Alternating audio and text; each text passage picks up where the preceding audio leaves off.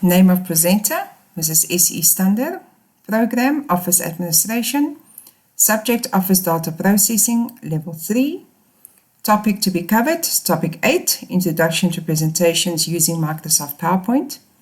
Reference material used, Textbook, Office Data Processing for MS Office 2010, NQF Level 3, pages 272 to 333. Resources required by student is your textbook and a computer. I'm back at Unit 16.3, Creating a Presentation. When you start with PowerPoint, you will open your PowerPoint presentation or program and then click on blank presentation. As soon as you open a new blank presentation, your first slide will already appear there. On the side, on the left-hand side here, you will see it is slide 1. If you look on top of your toolbar where it says layout, there's different layouts that I can choose for my different slides. The default layout will always be title slide for the first slide that appears. Then you get title and content, you get section header, you get to content, you get comparison, title only, blank, content with caption or picture with caption. So you must see what the instruction says, what layout you must choose for each slide. You will always start your presentation with a title slide where you will say what the presentation is about and what the title is of this presentation. For explanation purposes, I'm using Assessment Activity 16.3 on page 296 in your textbook, just to explain the different slides and how to create a presentation. Now, Assessment Activity 16.3 says, slide 1, you must use a title slide. So I click on Title Layout, Title Slide, and add the following text. So you will see there's two blocks here. It says click to add title and click to add subtitle. So if I want to add the title, I will click in the block and the instruction says I must type in World's Master Tournament. World Masters Tournament. And it says for subtitle, if I want to add the subtitle, I will click in the subtitle block and I will type in Torino Games 2013 Italy. So now my first slide is done, but I've only got one slide here. If I need to add more slides, I will click on New Slide. If I just click on New Slide, the next slide will automatically appear. But if I click on the little arrow under New Slide, I once again get the different layouts of my slide. So I need to see what my instruction says. What type of layout must slide 2 have? Now in the instructions it says slide 2 use a title and content slide for slide 2. So I click on the little arrow for New Slide, I click on Title and Content. Remember on the left hand side, that's where all the slides that's in your presentation will appear. So let's see, you've started your presentation with slide 1. In slide 2, the next thing I want to show you is how to insert smart art graphics. So if we go back there, remember if I want to insert something, all the inserts will be under my toolbar or my ribbon, Insert. There I can insert a picture or a shape, or there is Smart Art. As soon as I click on Smart Art, there's different types of Smart Art I can insert. Once again, you have to look at your instruction to see what type of Smart Art I must do. As soon as you open Smart Art, the All button will be selected. So if you go down here, you will see that all your Smart Art is available on the right hand side here. If I read my instruction, I'm going back to activity 16.3, it says add a Smart Art graphic and select the hierarchy type On the right, left-hand side here, you can see there's different types of smart art. So to save time and a lot of searching, you just go to header key, and only those ones will show on the right-hand side. Once again, I have to see there's different types. So there's an organizational chart, there's a picture organization chart, name and title. As soon as I put my mouse on there, it gives me the name of the different smart art that is available. My instruction says organization chart. So there is organization chart. I click on organization chart, the one that they want me. I click on OK. And there is your smart art graphic that you've inserted. In slide 2, they tell me once again to click to add a title. Click to add title, and the title is South African Team, Michigan. Now I must type in the information that must go into my smart art. You will see there is text boxes available. As soon as I click where it says text, I can type in that block whatever information they give me, and you will see your font will automatically change with the information you put in there. So you just keep on typing and your font will go bigger or smaller so that it fits in the block. And I type in all the information that I need to put in my smart art. The next instruction says in slide 3, now once again, new slide, on the arrow, what type of slide must it be? Title and content. So I click on title and content. There's my slide 1, slide 2, slide 3. In slide 3, insert a bulleted list. Now people, once again, there's your title. I can put in the title. And as soon as I click here, you will see that the bullet is there already. If I don't want the bullet there, I can just press backspace and the bullet will delete. Or I can go here where I normally insert my bullets. I can just click there and my bullets will appear there. So whatever list I want to insert, a bulleted list, name, surname, grade, I can insert and my bulleted list will be there. So I can put in any information. I can put in a bullet list, I can put in a numbering, whatever, the same as in Word, I can use in PowerPoint. Remember, before I change anything, I can highlight and I can make it bold, I can make it italics, I can make it underline, depending on what your instruction tells you. The same with your titles. I can highlight before I change anything. I can change the font size. I can change the font type to whatever font type they give me. I can make it bold. I can put it in the center. I can put it right aligned or I can put it left aligned.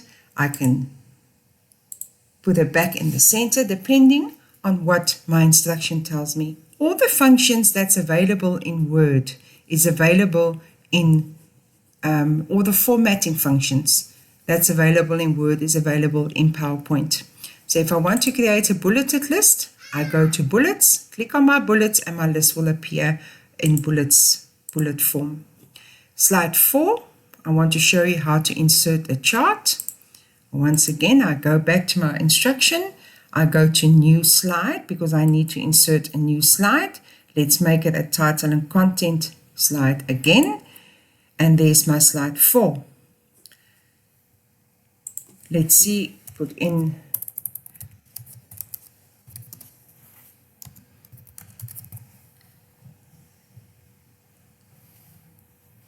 the title. Now, they tell me that I must insert a chart. I can either go to insert, and there's my chart that I can insert, or you will see as soon as you select title and content, those little images will appear. If you put your mouse on that one, it says insert table. The next one, insert chart or insert smart art, pictures, online pictures, or insert a video. So whatever is easiest for you, either you can go to insert and click on chart, or you can just choose the correct logo here on what it is you want to insert. So they tell me to insert a chart. I click on insert chart. Once again, people, your different types of charts that you can insert, either a column or a line or a pie or a bar, depending on what your instruction says.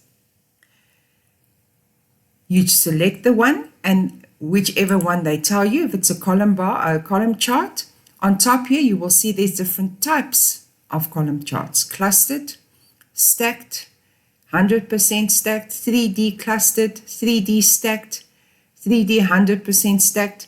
So whenever you put your mouse on there, you will see what type of a chart is available. So let's insert. My instruction says a clustered column chart. I click on it, I select it, and I say OK.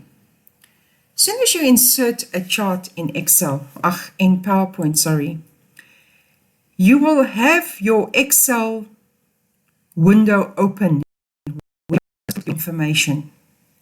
It gives you a default of what the chart might look like, and in this Excel window, you will now put in the correct information that's given to you. So on top here will be your column headings. In the exercise, it says that one must be teams. So I type there. The next one must be round 1, round 2, round 3. As you can see, while I'm typing, on my PowerPoint presentation, it's changing automatically. So the next one they give me is Michigan, Gauteng, South Africa, Australian Braves, Canada. People, once again, same as in Excel, I can make my columns a bit bigger so that all my information is visible.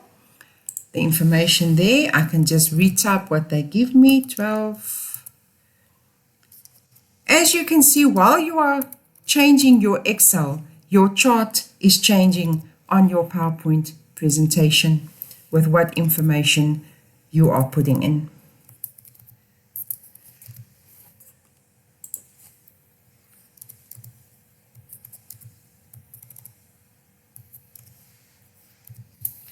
There I've put in my information for my chart using Excel, the little block for Excel.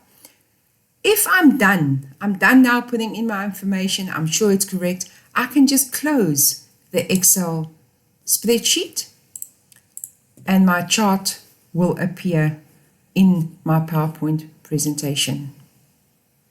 Now you can add a chart title by clicking there and typing whatever the chart title must be.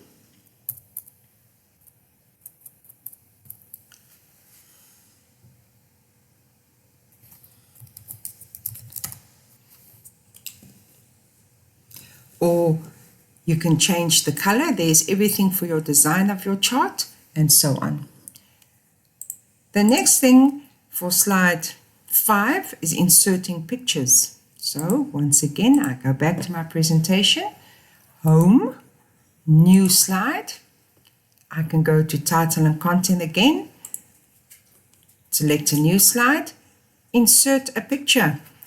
I can either go to insert, pictures, or I can just go to my little icons here at the bottom and look for the one that says insert pictures. I can click on pictures. I will automatically go to pictures and look for the picture that I need to insert. I click on the picture that I need to insert. I say insert and my picture is inserted in my slide. Now I can make my picture bigger or smaller. I can move it to wherever the picture needs to go. I can make it bigger so that it fits at the bottom of the slide. I can move it to the left, I can put it in the center, or whatever instruction is given to me what to do with that picture. Number 6, insert tables and clip art. Once again, home, new slide. Let's go to title and content again. I can choose any layout, people, depending on what my instruction tells me. Title and content. I can go to my content block at the bottom. I can go to insert.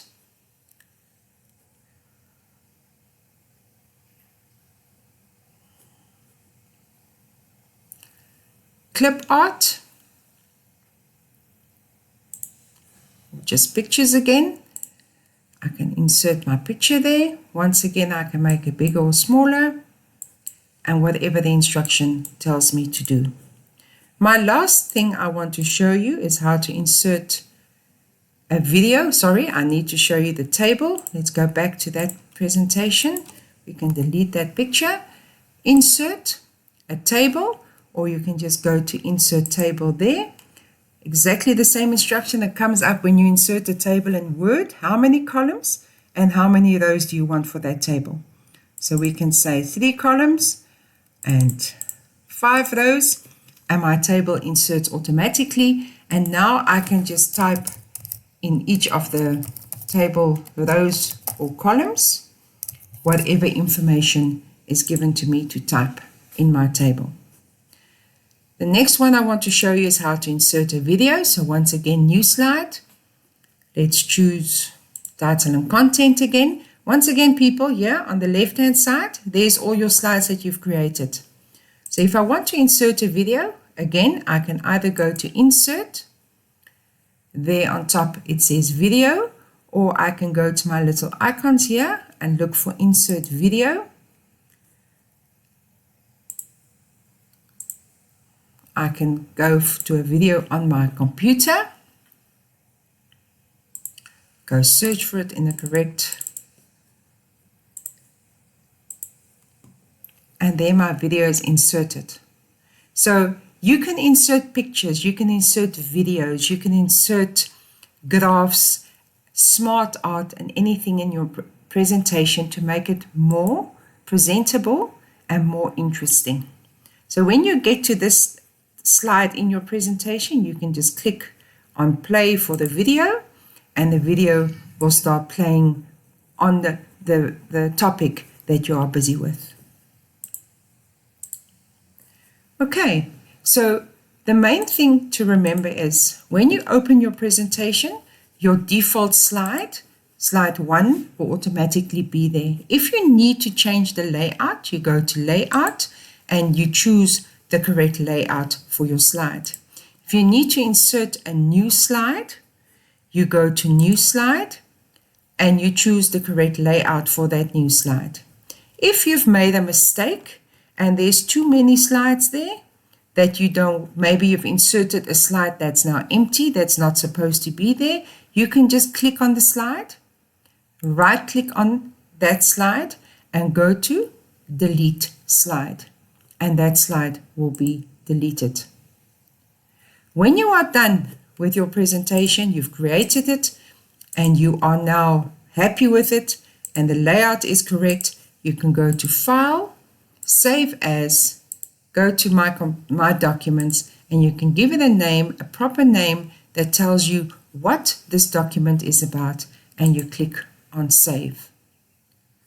When I'm done, I click on Close and my presentation will close.